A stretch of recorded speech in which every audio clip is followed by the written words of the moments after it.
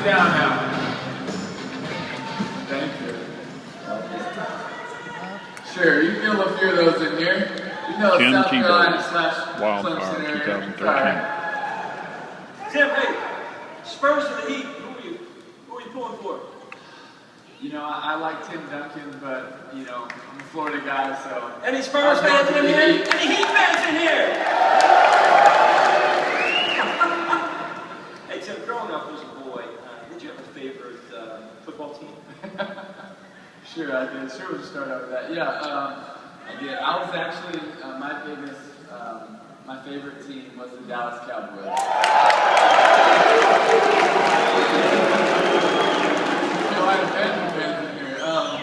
Yeah, it was the Dallas Cowboys. Emmitt Smith was my favorite player, and obviously he was a Gator, and he went to Dallas, and so I loved him, and you know, I had his jersey, and he was my favorite player. Never got to meet him, never got to get an autograph, anything like that, but one day we're playing in the national championship versus Oklahoma, and we go on a long 13, 14 play drive, and we score a touchdown, and you know, I'm going crazy, getting the crowd hype, and I go over to the sidelines, and I'm so out of breath, I get on a knee, and I'm not Tebowing, I just couldn't breathe. And so I'm on a knee, and my helmet kind of rolls away from me, and I lean over to get it, and all of a sudden I hear this pat on my back, and I'm kind of like, what the heck?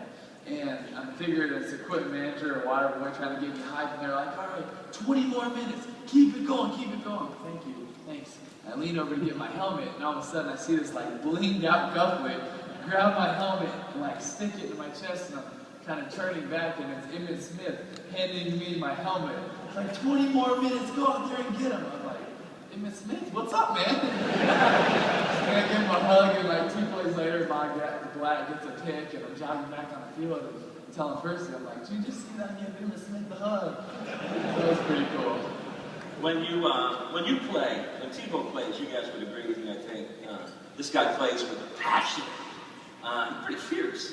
So were you like that as a kid? I mean, growing up, what was it like? Well, I was a baby of 5, growing up on a farm on the west side of Jacksonville, and when you're the baby, you're the 5th kid, you learn to compete at an early age, especially on the farm. And so for me, that was just the way of life. It's just what we did on the farm. We'd go work, we'd go compete, we'd go play. That's what we did. And so by the time my parents signed me up for my first sporting activity, I was 4, about to turn 5, and I was playing T-ball, and they signed me up for Normandy Ballpark, and I was on the White Sox, and I had 35, just like Frank Thomas, and I showed up to my first game so ready, so focused, just so ready to compete. And so I remember Coach gathers us all together, Coach Langley, and he looks at us and he says, guys, it doesn't matter whether you win or lose, it's only about having fun.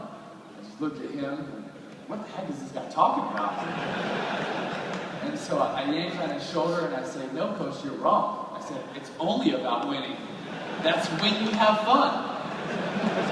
So he looks at me like, you know, a coach or dad does when you're in trouble, and he says, you wait right here. So he walks down the first base dugout, not standing right on first base, walks down the first base dugout and leans into the fence and says, Mr. Tebow. My dad's in the bleachers, and my dad walks down and he says, I think we have a problem with your son. My dad's like, oh really? What's the deal? He says, he's overly competitive. Dad's like, oh, okay, Coach, I'll go talk to him. So my dad walks around the first base dugout, and I'm standing right on first base. My dad leans over, and you know, he's thinking what to say, and he just looks at me and says, Timmy, it's okay. He just doesn't understand.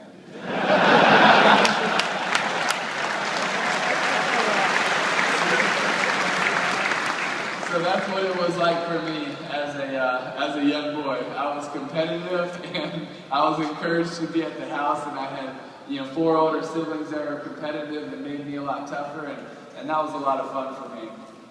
So your dad, really significant to you growing up.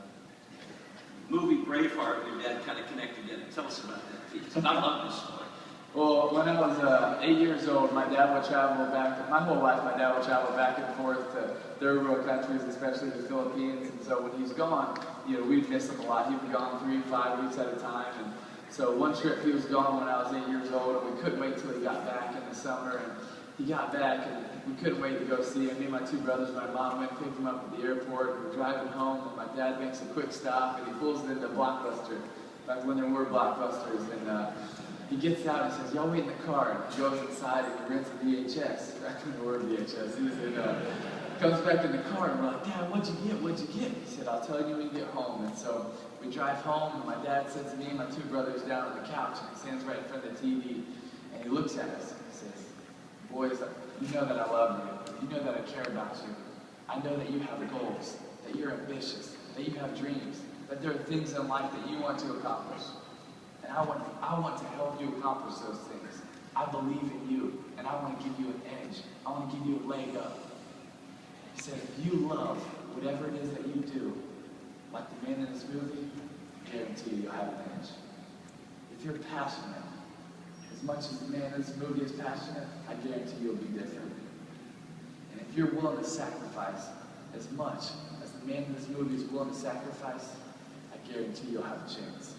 And then he went and played the movie Braveheart for us. And yes, it was a little much for an 8-year-old, I'll give you that. But it was my favorite movie, and I've probably seen it 50 times, and it had such an impact on my life. You know, it wasn't just that one time, those other times of my dad dropping me off for practice and telling me, "Do you love what you do? Are you passionate about what you're doing? And are you willing to sacrifice?" Yeah, it had such an impact on my life. And I want to share that with you tonight. Do you really love what you do? Are you passionate about what you're doing? And if you do love what you do and you are passionate, you will be willing to sacrifice. You see, I love the game of football. I was passionate about the game of football, and because of that, I was willing to sacrifice. It was something I loved. It was something I was passionate about. You see, passion isn't excitement, isn't hype, isn't motivation. Because those three other things we can get from watching a highlight video. We can get from watching sports center. We can get from watching a game. But you know what? When you get hit by a 300-pound defensive lineman, I promise you, you're no longer excited. You're no longer hyped. But you're still passionate. Because that's something real. That's something that's down deep that people can't take away from you. And if you love it and you're passionate, you will be willing to sacrifice. You see, for me, that love was football. So I was passionate about it. I was willing to sacrifice. I was going to beat you up. I was going to stay up later. I was going to work harder. Blood, sweat, tears. It didn't matter. It didn't matter. I was willing to do whatever it took. Whatever it took to be the best I could possibly be. The best I could possibly be. You say, "Timmy, if it's that important for you, you love football that much, you're that passionate about it, you're willing to sacrifice that much for football, what are you willing to do for the kingdom of God? What are you willing to do for your relationship with Jesus Christ? If it's that important to you. Or it might not be that important to you. Do you really love Christ? Do you really love your relationship with Him? Are you really passionate about it? And if you are, you will be willing to sacrifice something. Your time, your effort. You will be willing to sacrifice something for the Great Commission. If you really love your family, if you're passionate about your family, you will be willing to sacrifice for your family. I ask you tonight, what do you love? What are you passionate about? And how much are you willing to sacrifice? Timmy, there are a lot of fathers and sons here. I mean, thousands of them. I was walking out around the grounds, and it's everywhere. And you know my son Zach, he's 17, you guys, and every day we're looking for an edge. What is it that we can do to separate ourselves so we can stand out? Let's talk about you for a moment. Your workouts, your mental game. I mean, what do you do? Tim, I know you've been working the last, 6-8 months rigorously, training down in Florida, doing some other things. Tell us a little bit about you. I know these kids, they love you. I mean, how often a week do you work out? By the way, were you a 3-sport athlete? I was. He played 3 sports, right? Yes. Well, for me, just like Tim said, it is all about getting an edge. It is all about being different. It's not about being normal. See, when I was young, I would wake up, and I wouldn't wake up and say, "Yes, today I can't wait to be normal." No, who wants to be normal? Because when you're normal, you're average. That means you're just like everybody else. I'll wake up and say, "Man, today I want to be great. I can't wait to be great. What can I do to be great today?" I saw a commercial when I was a little boy. Mike Krzyzewski was talking in his commercial, and they were